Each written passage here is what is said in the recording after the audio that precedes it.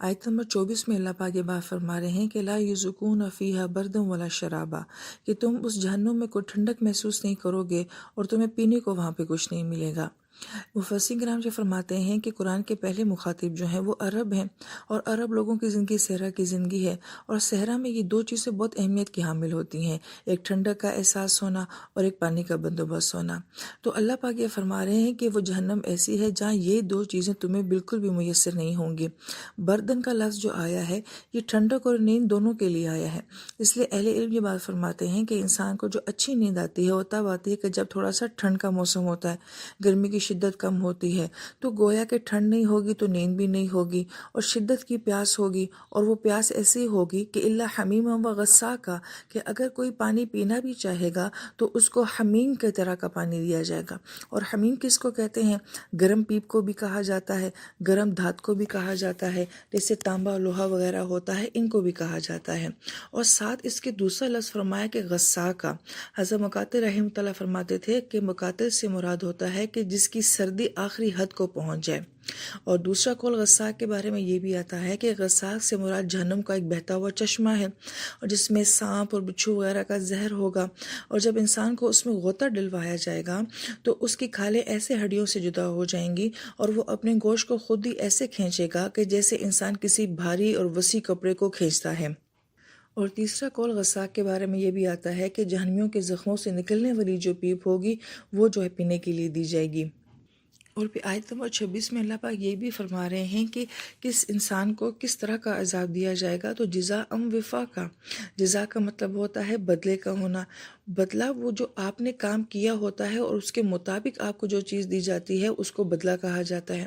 اور وفاق کا لفظ آیا ہے، جیسے کہ ہم اردو میں لفظ بولتے ہیں موافقت کا، تو جو ان کو یہ سزائیں دی جائیں گی وہ صحیح تناسب کے ساتھ دی جائیں گی، پوری پوری دی جائیں گی، اور عین ان کے عمل کے مطابق دی جائیں گی۔ جس طرح کا گناہ ہوگا، جس شدت کا ہوگا، جس نوعیت کا ہوگا، اس کے مطابق جو سزا ہوگی وہ جزاء وفاقا ہوگی۔ اور اس شدت کا عذاب کیوں ہوگا؟ کیا اللہ پاک کسی کے ساتھ زیادتی کرتے ہیں؟ بالکل بھی نہیں، وہ خود ان کا بتایا جا رہا ہے کہ انہم کانوا لا یرجون حسابا، اس وجہ سے کہ ان لوگوں کو حساب کی کوئی امید ہی نہیں تھی۔ یہاں پہ اللہ پاک یہ بات نہیں فرما رہے کہ توقعون، کہ انہیں کوئی توقع نہیں تھی، نہیں، انہیں امید نہیں تھی، وہ سمجھتے تھے کہ ایسا کچھ نہیں ہوگا۔ یہ ان کے اندر کا کفر بیان کیا جا رہا ہے۔ گویا کہ اس جملے کے اندر مفسرین کرام یہ فرماتے ہیں کہ بے پرواہی ہے، کہ جو انسان یہ کہتا ہے مجھے موت سے کوئی فرق نہیں پڑتا، مریں گے تو پھر ہمیں دیکھا جائے گا، یہ جہنم ونم وغیرہ کچھ بھی نہیں ہوتی ہے، مجھے سزا سے ڈر نہیں لگتا۔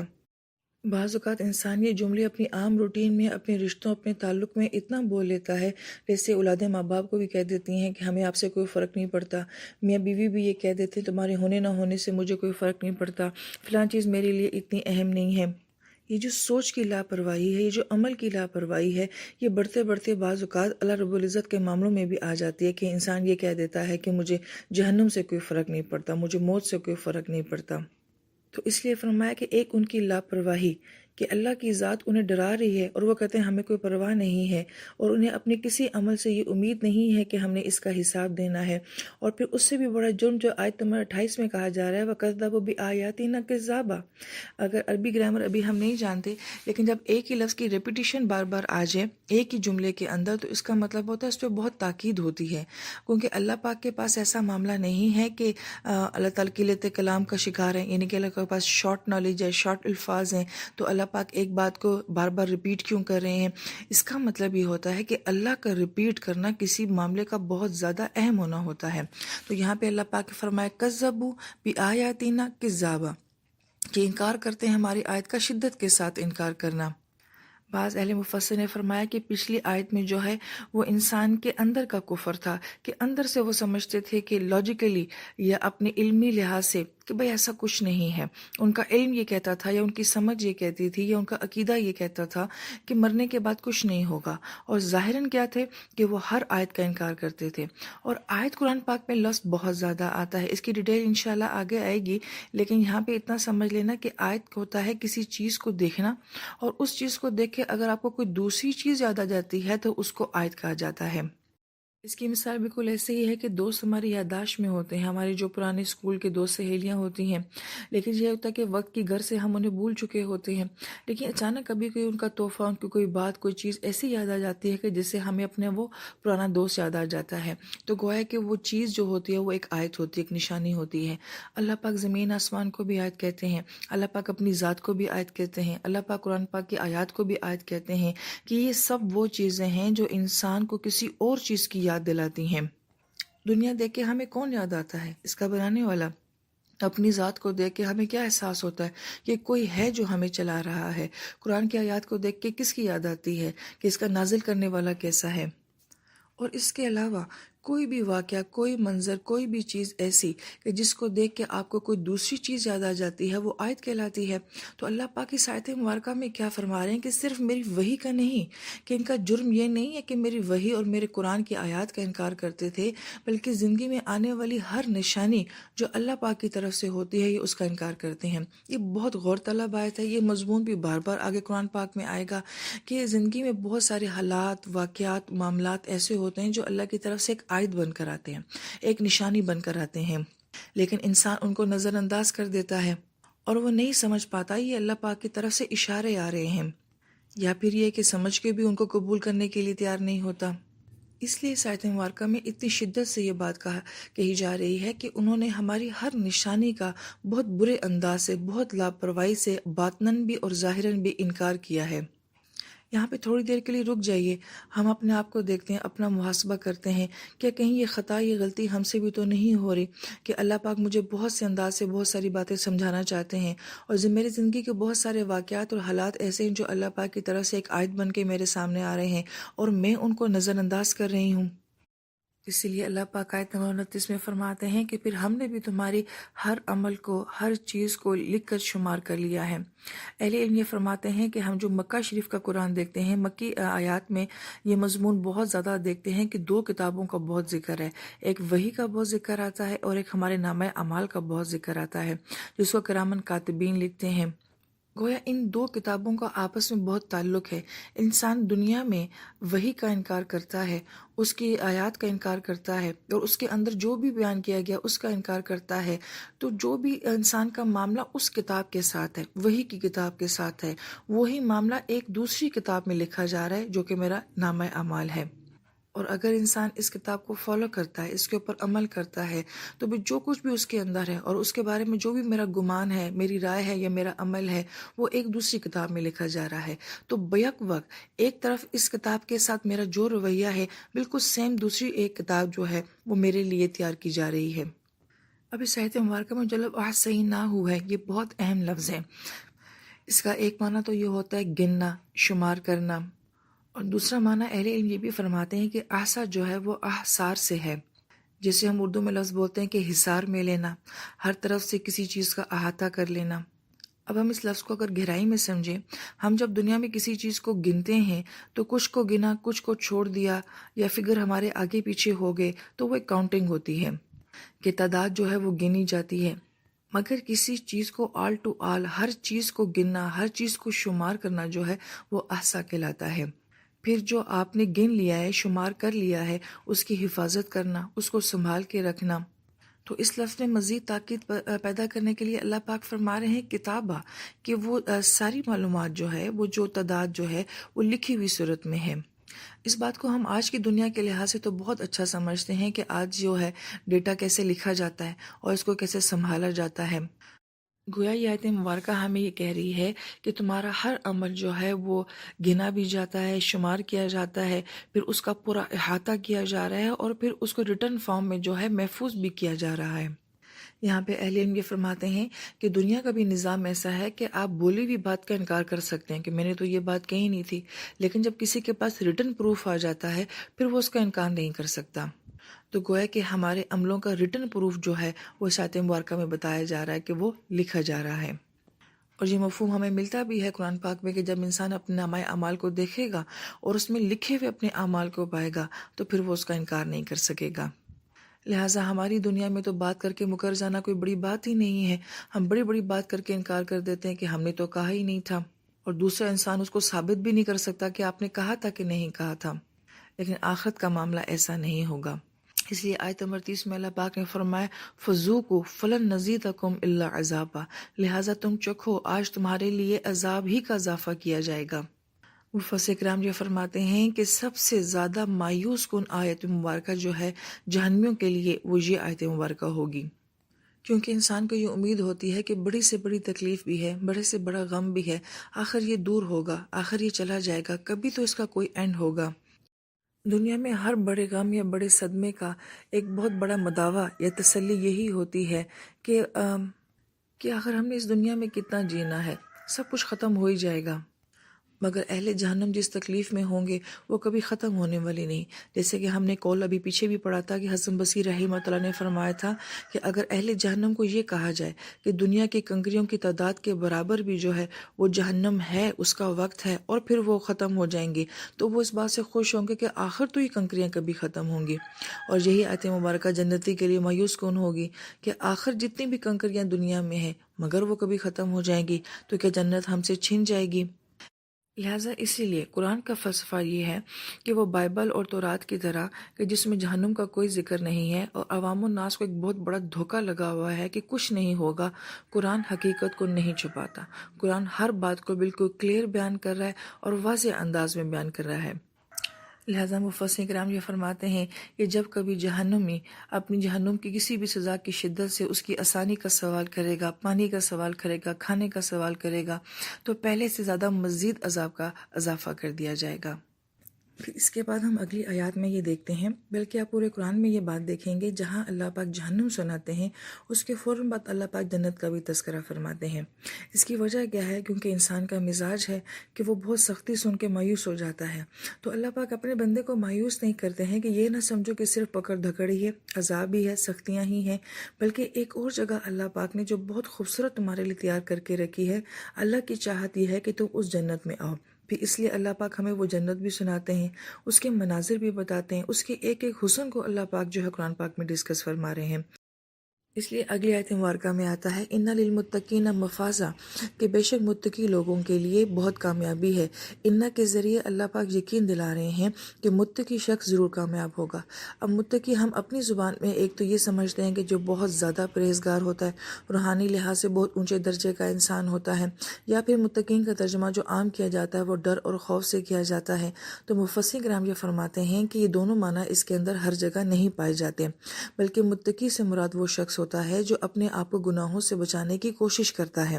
لہذا جو اپنے آپ کے ساتھ لڑتا رہا، اپنے ماحول کے ساتھ لڑتا رہا اور گناہوں سے بچانے کی کوشش کرتا رہا، اللہ پاک کیا فرما رہے؟ مفازہ، اس کے لیے بھی کامیابی ہے۔ لہذا انسان کی کوششیں دیکھی جا رہی ہیں اور کوشش پر بھی اللہ پاک اس کو جو ہے کامیاب قرار دے رہے ہیں۔ لہٰذا مفازہ کے اندر مفسرین کرام جو فرماتے ہیں کہ جگہ اور وقت دونوں کے معنی پائے جاتے ہیں، یعنی کامیابی کا ہونا اور کامیابی کی جگہ کا بھی ہونا، ظرف مکان کا بھی اس کے اندر معنی پایا جاتا ہے۔ اور کامیابی کی جگہ کیا ہے؟ وہ جنت ہے، اور کامیاب ہونے کا ایک وقت بھی ہے، یہ کب ڈکلیئر ہوگا کہ آپ کامیاب ہیں، اس کا ایک وقت ہے۔ تو گویا کہ یہ تینوں چیزیں جو ہے مفاز کے اندر پائی جاتی ہیں۔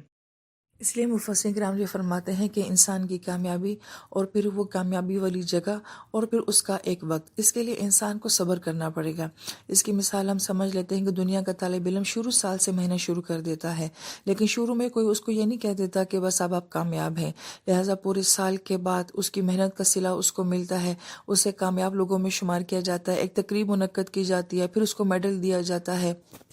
اس سارے اعزاز کے لیے ایک طالب علم کو پورا سال انتظار کرنا پڑتا ہے۔ ایسے ہی ایمان والے شخص کو جو اپنے آپ کو گناہوں سے بچانے کی کوشش کر رہا ہے، وہ دیکھنا چاہتا ہے کہ آخر مجھے اس کا کیا صلہ مل رہا ہے، تو فرمایا کہ اس کے لیے ایک وقت ہے۔ اور پھر اہل علم فرماتے ہیں کہ مفاز کامیابی کو بھی کہا جاتا ہے، فوز سے نکلا ہے یہ لفظ، اور فوز کہتے ہیں ایک ایسی کامیابی کہ جو مصیبت سے بچ کے انسان جب منزل تک پہنچ جاتا ہے تو اس کامیابی کو فوز کہا جاتا ہے۔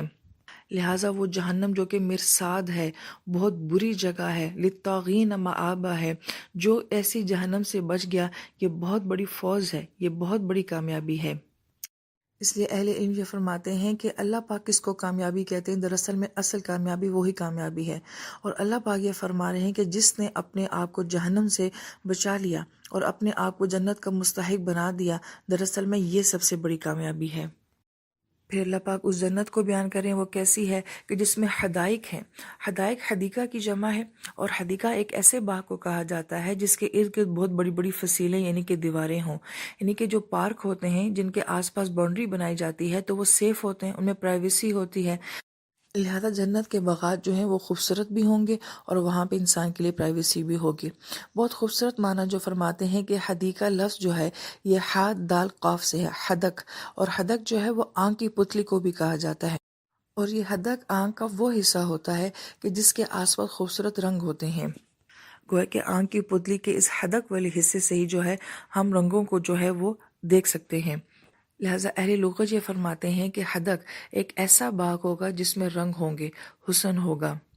اور پھر اللہ پاک فرماتے ہیں کہ حدائق جمع کا لفظ لایا ہے کہ کوئی اس طرح کا ایک باغ نہیں ہوگا جیسے ہم دنیا میں دیکھتے ہیں پورے شہر میں کوئی ایک دو اس طرح کے باغ ہوتے ہیں اور وہاں پہ عوام ٹوٹی ہوئی ہوتی ہے تو بیچارہ باغ باغ ہی نہیں لگ رہا ہوتا ہے، لیکن وہاں پہ فرمایا کہ نہیں، وہاں پہ بے شمار اس طرح کے باغات ہوں گے، بلکہ جو مفہوم حدیث مبارکہ سے ملتا ہے وہاں پہ تو ہر انسان کا اپنا ایک باغ ہوگا اور کوئی ایک نہیں ہوگا، بے شمار باغات ہوں گے۔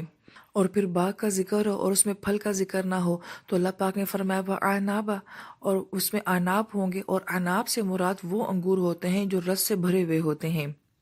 پھر اگلی آیت مبارکہ میں اللہ پاک کیا فرما رہے ہیں، قوائب اترابا، کہ اگر باغات بھی ہیں، وہاں کی خوبصورتی بھی ہے، کھانے پینے کو بھی سب کچھ ہے، لیکن اگر انسان اکیلا ہے تو پھر تو انسان انجوائے نہیں کر سکتا، انسان گیدرنگ میں انجوائے کرتا ہے، تو اللہ پاک کیا فرما رہے ہیں، وہاں پہ تمہارے لیے قوائب ہوں گے۔ قوائب لفظ جو ہے یہ کاف سے ہے، کاف عین با، اور کاف جو ہے یہ اونچی چیز کو کہا جاتا ہے، ابھری ہوئی چیز کو کہا جاتا ہے، اونچے مقام کو بھی کہا جاتا ہے، اور یہ لفظ عزت کے لیے بھی بولا جاتا ہے، یعنی کہ اہل جنت کے لیے وہاں پہ ایسے کپل ہوں گے، ایسی عورتیں یا حوریں ہوں گی کہ جن کے فگرز بہت اچھے ہوں گے۔